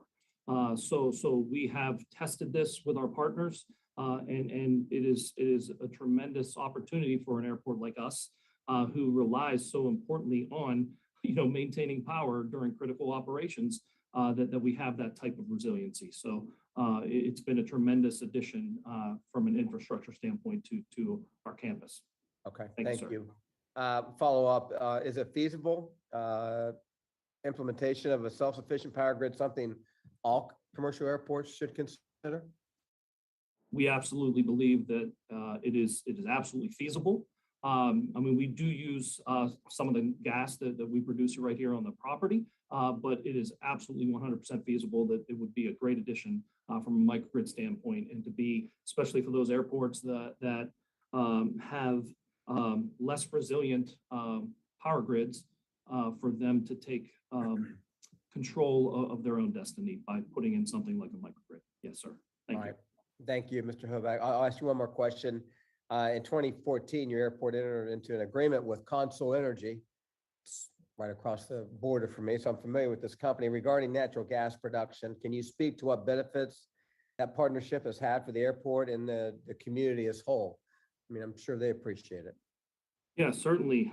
So that has been very important. If you know anything about Pittsburgh International Airport, we were a former major hub of U.S. Airways. So when I started at the airport back in the year 2000, we had 21 million passengers, most of which were connecting traffic. And then you had 9/11, 2 U.S. Airways bankruptcies, and the dehubbing of Pittsburgh. So that led to a much fewer passengers using Pittsburgh International Airport and much less access to capital and to capital expenditures. So us taking control of our own destiny, relying on some revenue that is produced from this energy resource that is right here on the airport property, has been critical to us really making some transformational changes that we've made over the last 6 or 7 years here at Pittsburgh International Airport. So it has been absolutely very important frankly, for us as an airport. Good. Well, thank you very much, and thank you for your time today. And Mr. Chairman, I yield back my remaining time. Thank you, sir. Thank you, Representative Alderson. The chair recognizes Representative Mace of South Carolina for 5 minutes. Thank you, Mr. Chairman. In a little over a century, the airline industry aviation has gone from learning to fly faster, learning to fly further, learning to fly heavier planes, and now having over 100,000 commercial flights occurring around the world each and every day. That's over 400 departures per hour. Aviation is at the forefront of innovation to become and is one of the safest, most reliable modes of transportation in the world today. I have learned a lot in my first year in Congress, learned a lot about the aviation industry trying to become greener and cleaner with fuels. And so I have a few questions today for Ms. Artizone. Thank you for being here this afternoon. Aviation is a particularly difficult transportation sector to decarbonize, despite the incredible advances that we've had over the last century. What else can Congress do to support the aviation airline industry in meeting its climate goals? Thank you very much. And I do want to again call out the fact that we have had significant improvements over the last couple decades, particularly from aircraft manufacturers and engine manufacturers. I've called them out today, but I want to call it out again. First and foremost, support the Sustainable Skies Act that creates the blender's tax credit. It's really constructed very well. It's available for the next 10 years. It makes SAF commercially viable by accelerating production, and that in turn will drive down the price, and by rewarding fuels with improved environmental benefit. So we think the way it's structured is really smart. Secondly, support an infrastructure grant program designed to produce, transport, and store SAF. That's the Aero Act. Third, expand the VAIL program by allowing more airports to participate. For example, both Seattle and Portland cannot participate today. 4, work to expedite regulatory approvals of new SAF feedstocks. The current process is crushing innovation, expansion, and capital investment. Thank you. Yeah, thank you. So that's very detailed. In fact, that answers my second question I had this afternoon, or what else we could be incentivizing or considering, and thank you for that detail. If a sustainable airline fuel market becomes more competitive, if costs go down, quantity increases, so it's more affordable, could you describe what's the next step after that for the airline industry to be greener or to address climate issues within aviation?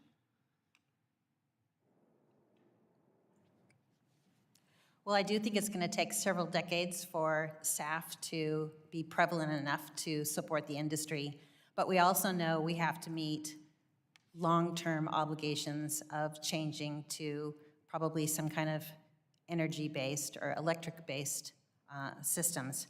In the meantime, we're doing everything we can to, I'll say, change the culture and operational performance of the airline. So one thing we've done is that we've added a carbon emissions goal to our performance-based pay.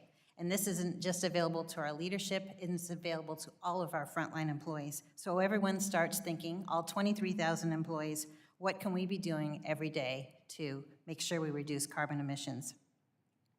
But long-term, we believe it's important for us to start working with and signaling to the market, particularly folks like Sky Energy and our friends with,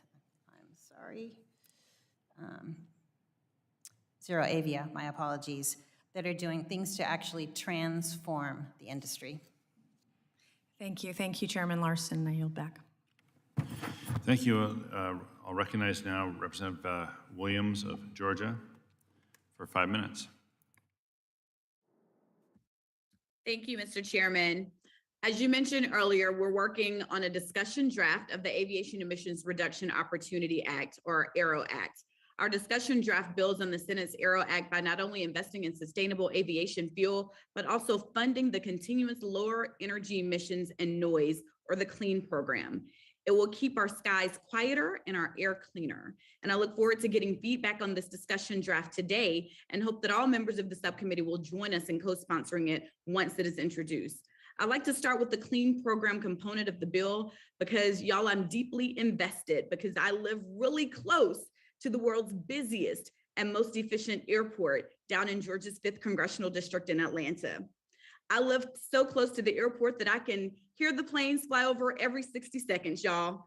And I hear from constituents in the same position that I'm in all the time. We have to reduce noise pollution for our people to thrive.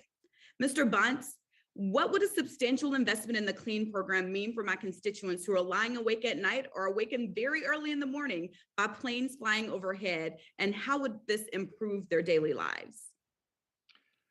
Well, thank you, Representative Williams. We have been working on technology to be able to make aircraft quieter for many, many decades. And really the proof is in the pudding. If you look at how quiet aircraft are in this day and age versus even 20 years ago, the improvement has been fantastic. NextGen has helped a lot in ways to be able to have, instead of this dive and drive type of approach, we've been able to do continuous descent type of approaches, and your help along with the FAA's in being able to push NextGen forward has helped us with this. Now, as we fly more precise approaches, we fly over the same spot on the ground all the time versus a more diffused flight paths that we had previously. And of course, we know when people see an aircraft, they hear it, even though it could be quieter. Some of the new technology that we have out there, electric augmentation, but also some of these new vehicles out there are extremely quiet. And if you watch the recent 60 Minutes special, they just could not even believe how quiet some of this technology was. So we keep working on the cells, and the efficiency of these aircraft will help with noise. Also, if you look at mobility in the future and we're able to use some of the reliever airports, you know, we have an infrastructure that no other nation on the planet has. We have over 5,000 public use airports, over 13,000 airports out there. As we start to diffuse some of that traffic out to tertiary airports to allow people to use those with advanced air mobility machines, and that we will be able to reduce some of the congestion that we see at some of our major hubs. And I think that'll help a lot as well. Thank you. And now turning to the Aero Act's investments in sustainable aviation fuel, could you elaborate on how much investments help us achieve a transition to 100% clean energy while also providing for growth in the aviation industry? Mr. Buntz. Well, part of that Aero Act that you mentioned that we're very excited about is that 30% of that also goes toward advancing technology. So as we look, there are things that you can do, as we talked previously about hydrogen, but electrification, we're learning more and more from our engine companies about how we can go and generate more electricity. You know, you use a lot of energy when you ascent an aircraft. You've just got to have more. It's just like a rocket. You got to have a lot of thrust to get up there. But once you're getting up to stable flight, you don't need as much energy. So if you're able to augment that with electric generation and other technologies that we have on the horizon, it actually reduces the amount of fuel burn. You add that to the lighter weights that we're making all of our aircraft out there, and you really can see some significant improvements. So if you look at the sand charts that represent both on commercial and business aviation aircraft, as we go past 2030 and beyond, that technology piece starts to blossom out there because we see some of these technologies really starting to mature. And of course, we have to have SAF blossom as well to be able to make our net zero goals by 2050. Thank you so much. And Mr. Horton, as someone who also is a representative of a large airport like myself, you know that achieving environmental sustainability takes time, effort, and investment and intentionality. To what extent does robust public investment in things like sustainable aviation fuel infrastructure accelerate the timetable for a large airport to decarbonize? Thank you for your question, Congresswoman. Excuse me. The investments in sustainable aviation fuel is critical to enable airlines to decarbonize. We all know about CORSIA and the need to invest in offsetting international emissions. However, at the airports, there are a lot of opportunities that exist. For example, we know that we generate a lot of waste, and some of that waste can be converted into sustainable aviation fuel. We're hoping to see the challenges that were put up by the administration help to bring the economics within range. The 2 to 6 times the cost of conventional jet fuel is going to be an inhibition to airlines from adopting and transitioning to sustainable fuels. So we hope to be part of the solution. We want to complement the efforts. we want to make sure that the enabling infrastructure works. I know that we've tested a lot of the partnerships and tested the strategies. We know it's a drop-in solution. It's easy to action on. All we need to do is work on bringing the development and the processing closer to the area that is being used and leverage the resources within the region. So we hope to see more progress made here in the next few years. Thank you. And Mr. Chairman, I have no time to yield back. Thank you very much, Representative Williams. We'll now go to Representative Steele of California for 5 minutes. Thank you, Mr. Chairman. I believe the federal government has an important role to play in cutting red tape where new safe technology can be approved, yet avoid the pitfalls of using taxpayer dollars to pick winners and losers. I'm happy to be a member of the Quick Skies Caucus and to work here in Congress to help reduce noise and pollution from air travel. I believe the best way to do this is to create a fair playing field where innovation can flourish and airlines, manufacturers, and travelers can make the best choices for their businesses and, most importantly, for the health and well-being of their passengers and the communities in which they operate. Mr. Ardizoni and Mr. Buntz, in your testimonies, you mentioned the CLEAN, C-L-E-E-N, Continuous Lower Energy Emissions and Noise Program to help speed up the adoption of technologies that will reduce the aviation noise and emissions. Can you discuss some of the progress being made toward adopting these technologies?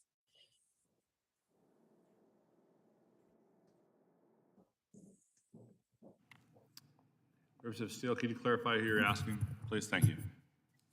Mr. Buntz and actually both of them are the zoning. Oh, okay, Mr. Buntz. Okay.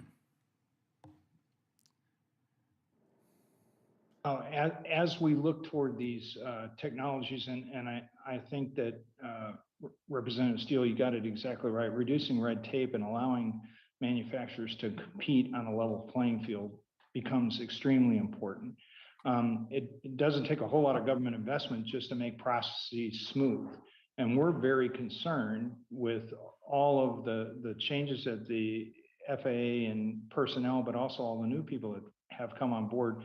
There needs to be more training out there to allow us to get through the process. Right now, 2 of our aircraft certification offices have gone and told the manufacturers that go in their specific regions that to get an answer back is going to be moved from 30 days to 90 days. Industry just can't work like that. So if you put forward something like to get a project approval or a test plan approved, to have a 90-day turnaround is just unacceptable. One of our companies wanted to switch from one LED landing light to another landing light. They put a submission in, and this was an Oregon company in September. They didn't hear back till April. And they're almost out of the old lights because they can't get it through supply chain. So again, those types of things to allow technology to go forward has to come with efficient processes for certification by the regulatory authorities, and then validation and using the bilateral safety agreements we have with other states of design like Europe and Canada and Brazil to be able to leverage the safety competencies of the other regulatory bodies. Mr. Buntz, so there's any progress being made, or it's just not really progressing? It's kind of like slow, or when they take, instead of 30 days, it takes 90 days. How we can adopt these technologies and it just takes forever? How are we going to progress after that? Mr. Buntz, you're muted. Sorry. We are throwing more activity at the FAA with the addition, obviously, of advanced air mobility, but also just as technology is advancing, we have to have specialists, and we're competing obviously with the FAA in hiring specialists. Most of our factories are down about 20% in engineers and 20% in technicians out there. So we've got to be smarter, like to appeal to young people. It was very good to see the report come out for women in aviation recently that gave us some tools to be able to recruit more women into our workforce. But it is getting worse. It isn't getting any better. And whether it's between authorities on either side of the Atlantic, or whether it's just in the FAA right now, things are bogging down, slowing down. As I talked about that funnel, we cannot do things without policy and guidance and regulations. There's other industries that can, we're not allowed to. And so if everything has to go through this funnel and everything has to have legal review, it all bogs down. And I can give you a list of over 200 policy and guidance areas that the FAA isn't able to issue right now. And some of those are very important standards for us to be able to employ this technology. So it is very concerning. We'll have to move on. Thank you very very much. much. I yield back. Thank you. I recognize Congresswoman Holmes-Norton for 5 minutes. Thank you, Mr. Chairman. I appreciate this hearing on climate change in airports. Climate change is maybe the most important issue of our times. My first question is for Mr. Hoback. I have been leading the charge here in the House to combat climate change in surface transportation, that sector. I'd like, I noticed that you said that you view natural gas as a transitional step to move the industry incrementally. What do you see as the next step after natural gas? I'm concerned about how long the airport industry should rely on natural gas, given it is not a renewable resource. Yes, so, thank you so much for the question, Representative Norton. We are certainly looking long-term at this problem. We are looking at all of those renewable resources. That's why we've invested significantly in our solar farm that we have on the property, and we're prepared to actually double that in size in the next year to continuously work towards additional renewable resources. But we also know that it's going to take them some time to have that transition. So we're utilizing some of the resources that we have available to us today to significantly reduce our impact today, like with our microgrid, like with the reductions that we've had in the carbon footprint based on, producing all of our own electricity right on the property. So we think that it's very important to look at both the long-term and the immediate impacts that we can have on this problem that we're all facing right now. So I appreciate that. Mr. Buntz, I'm one of the chairs of the Quiet Skies Caucus. So I want to thank you for bringing up aircraft noise in your testimony. It impacts the lives, of course, of our constituents daily, affecting their sleep and their health. Since the primary focus of our hearing today is addressing climate impacts, do any of the current emission reduction innovations in the aviation industry also reduce aviation noise? Representative Holmes-Norton, yes, I think they do. As we are able to go ahead and do what's called additive manufacturing, which the term that most of us are familiar with is basically 3D printing, but you can do it with metal now. And as you start to do that and you put the layers on, you can come up with designs that we couldn't even think about before because we had to put pieces and parts together. So we not only make it lighter, but it's also able to change total flow control that you can have in an engine and in a nacelle. So as we go and promulgate these new types of technology in the aircraft, we are able to make them quieter. And as we get more of these new production aircraft and retire older systems, obviously we're able to go, the older hardware is louder, and the newer ones, coupled with these new procedures that we have, really do help. If we're able to go and do these continuous descent type of approaches that we've been working very closely with the FAA on promulgating, it really does help to drive noise down. And of course, when you do configure the aircraft and you put out flaps and you put out gear in that, you do change the noise profile as well. So you can do some things with aircraft structures to be able to reduce that noise when what we call getting dirty, of putting all these extra drag devices and slowing down the land happens. So there is progress being made there as well. Well, thank you very much. I do have a question for Ms. Adizone, because in your testimony, you mentioned that Alaska Airlines is the first domestic airline to utilize a new software system to determine the safest and most efficient flight plans. What is the scalability of that software? Could it be utilized by all major domestic airlines to increase efficiency of flight plans? Yes, it can. We're very excited to have partnered with the company that developed it over the last year. We have it in place today. It's working extremely well. It really optimizes the flight path, so it provides the most efficient, so it reduces the amount of emissions. It's also extremely safe. I know other airlines are looking at it now. I think another is soon to launch it. But much like our viewpoint is on all safety-related items, we would like to see the industry adopt it. Thank you. My time is expired. Thank you. We'll now turn to Representative Johnson of Georgia for 5 minutes. Thank you. I want to thank you, Mr. Chairman, for holding this hearing, and I want to thank the witnesses for their testimony. Over the next few decades, climate change will affect every part of American life, our health, our economy, and even our geography. We must all work to avoid the steep human and economic costs of a worsening climate crisis and to guide the transition to a low-carbon economy.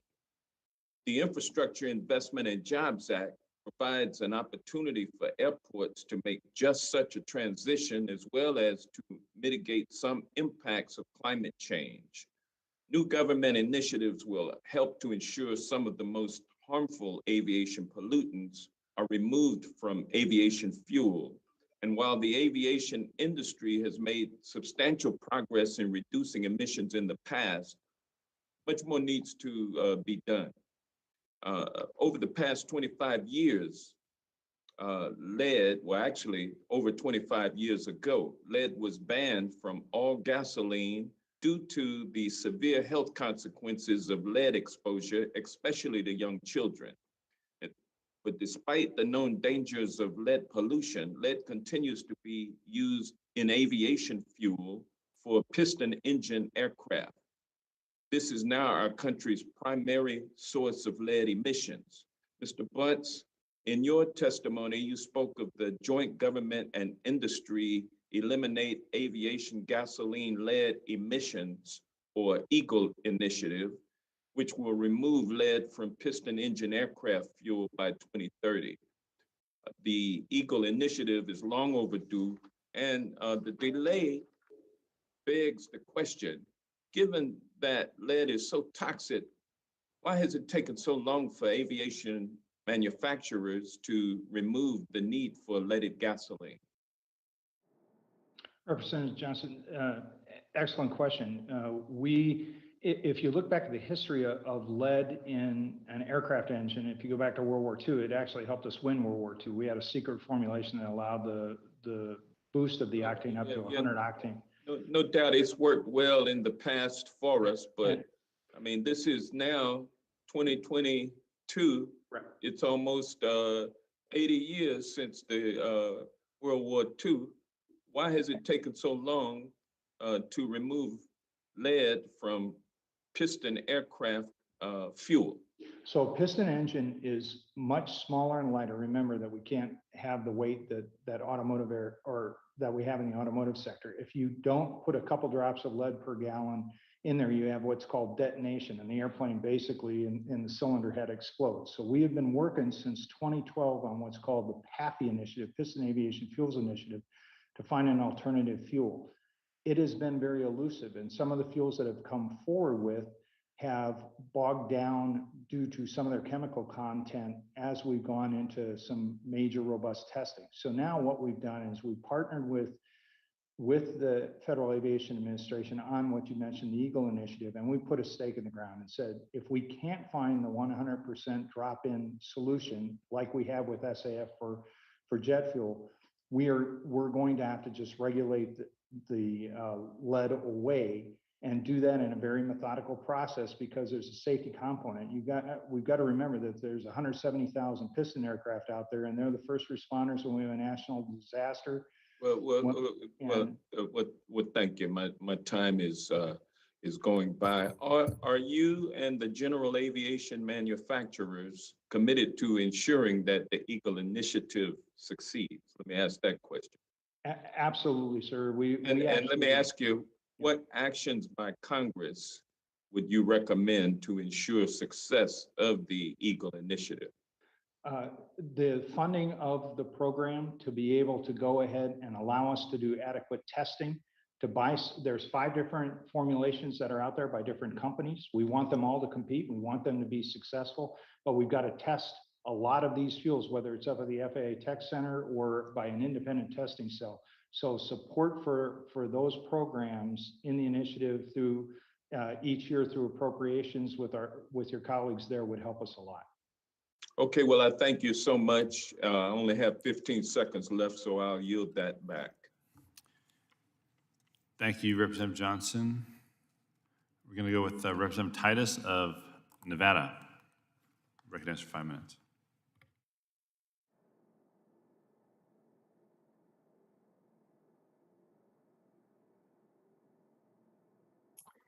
I wasn't expecting to be next, but thank you very much, Mr. Chairman.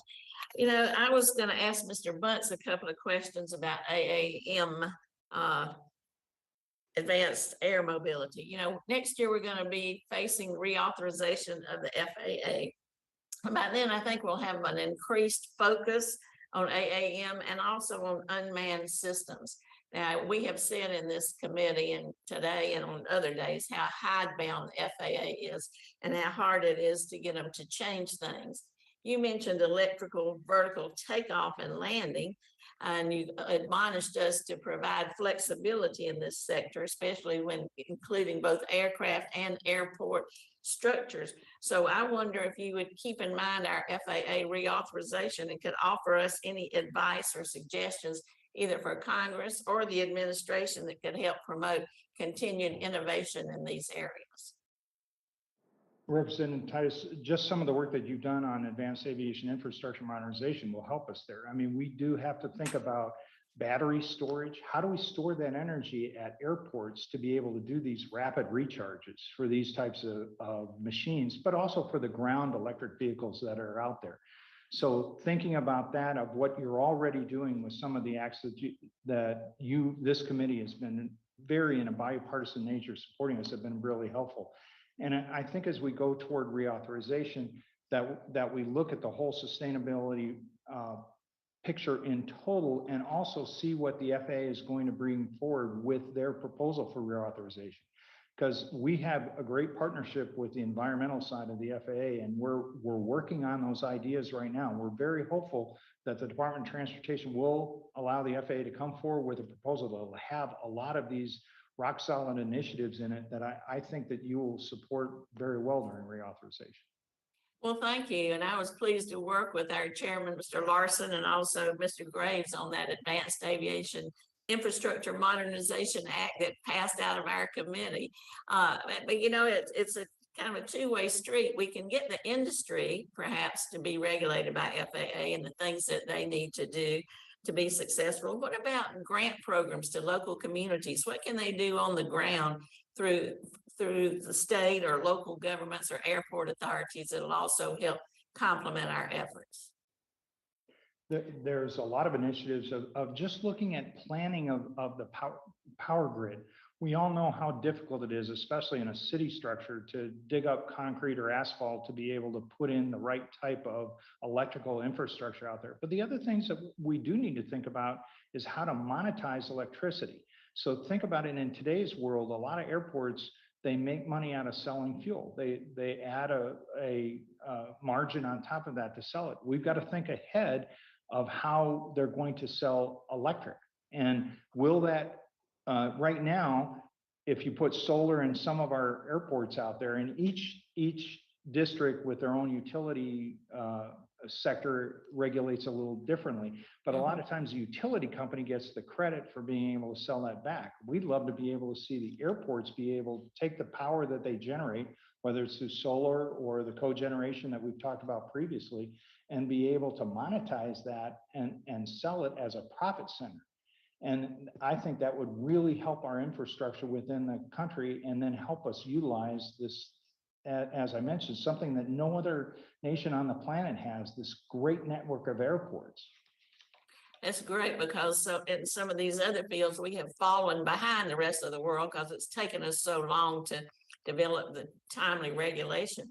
You don't want to give up safety, but you don't want to also be so regulated you can't do anything. I know airports have a lot of flat roofs around the country that you could take advantage of and maybe set up some kind of net metering program or something with the local utilities. Yes, ma'am. Well, thank you. I'll yield back, Mr. Chairman. Thank you, Representative Titus. I have some further questions for the witnesses. I want to start with Mr. Minkoff regarding infrastructure at airports to support hydrogen fuel. What is your thinking with regards to hydrogen fuel infrastructure and support at airports? Thank you, Chairman Larson. This is a very important issue, of course. This is the first question that our airline partners asked when we go with them to them with our solutions. And our answer to that is that the concentration of demand for hydrogen at the airport is so strong that it warrants on-site production. So we're hoping to bring infrastructure together with our partners like Shell Aviation Fuels and Shell Sustainable Fuels, who's also an investor in the company. We're hoping to bring that on-site infrastructure to all the airports, and we're already working with a number of airports on this. When we use renewable electricity,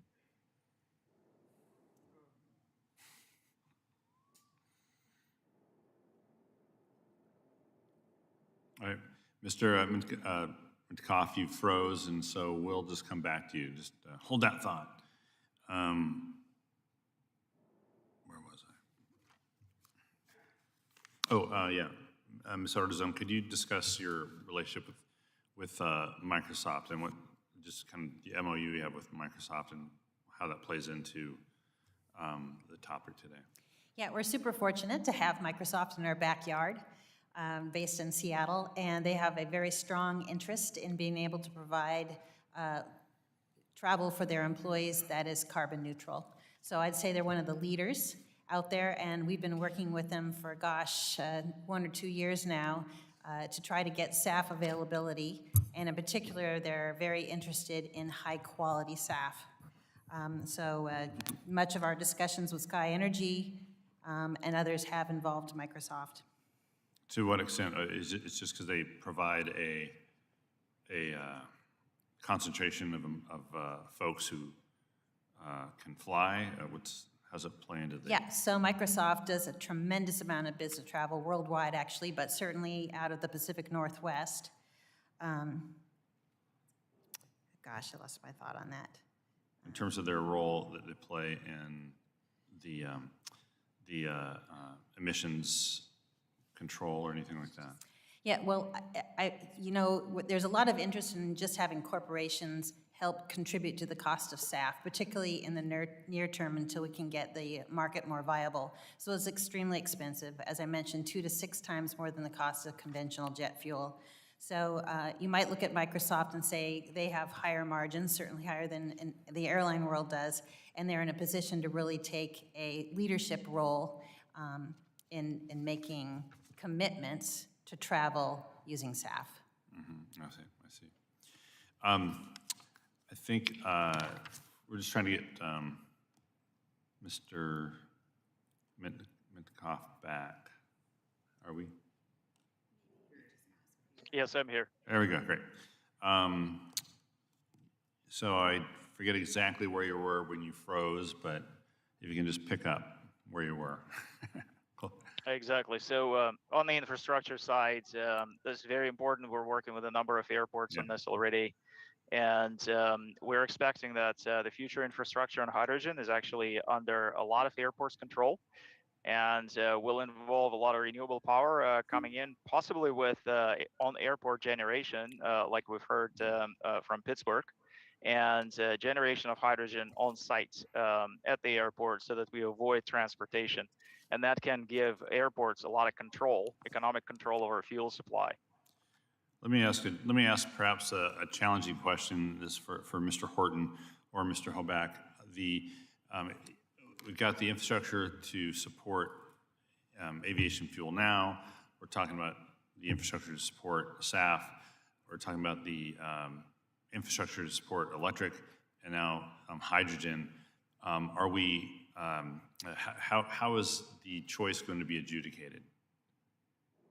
How would the money be adjudicated? How would we decide, like, this airport is going to put X in for electricity, but then later discovers, oh, maybe they want to do hydrogen instead. So, Mr. Horton, have you thought through some of those challenges? And Mr. Hoback?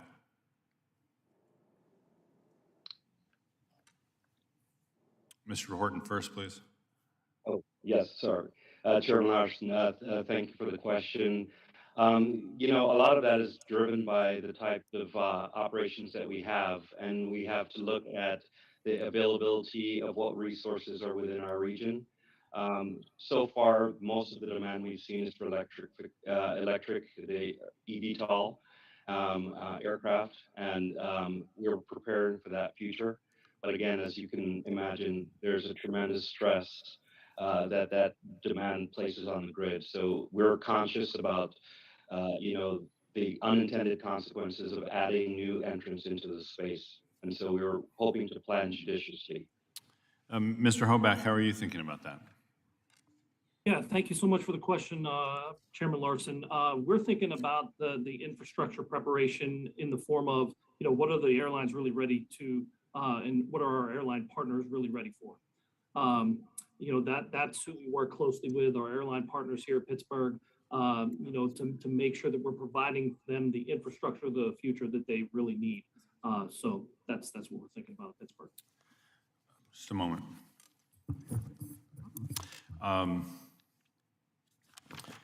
I think for me that's good. And we have no other members? Okay. All right. So I think I want to thank the witnesses for your patience today. I'm also on my, I'm in a second booster fog, so I appreciate everyone's patience with me today as well. I'm trying to work through the second booster, but it's been enlightening. It's been helpful to us on the committee as we prepare for next year's FAA 23 reauthorization, helping us think through the kinds of actions and language we'll need in the bill to support this work. So I want to thank our witnesses for their testimony. The comments and insights have been informative and very helpful.